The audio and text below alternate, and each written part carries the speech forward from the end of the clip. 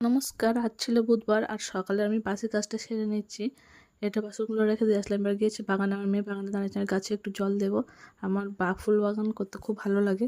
আর ও সকালবেলা চারদিকে ঘুরবে, ঘরে থাকে না। আর এসে যে ঠাম্মির কাছে একটু আদর খেয়ে নিচ্ছে, ঠাম্মির সাথে গল্প করছে। আর আমি বাসনগুলো মেজে নিচ্ছি। এরপর ইলিশ মাছ, ইলিশ মাছটা হচ্ছে একদম টাটকা, দেখো একদম ফুলকোটি লাল হয়ে আছে। বাজারে এরকম লাল ফুলকো খুবই কম পাওয়া যায়। আর ইলিশ মাছ হচ্ছে আমার খেতে খুবই ভালো লাগে। আর বড় ইলিশ মাছটা বেশি ভালো লাগে, ছোটো ইলিশ মাছ আমার অতটা ভালো লাগে না। আর ডিম মাছের থেকে যেগুলো ছেলে মাছ হয় সেগুলো খেতে আমার বেশি টেস্টি লাগে। আর এই ছেলে ইলিশ মাছগুলো ভাপা করলে বেশি সুন্দর লাগে, আর মেয়ে ইলিশ মাছগুলো তরকারিতে বেশি ভালো লাগে। আমাদেরকে বলছিলাম, দেখ একদম মাছটা টাটকা হয়ে আছে, চকচক করছে, ফুলকো লাল হয়ে আছে। দেখো মাছের গাটা একদম চকচক করছে, যেন রুপোলি কালারের।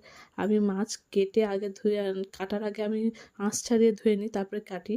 কেটে তারপর আর ধুই না।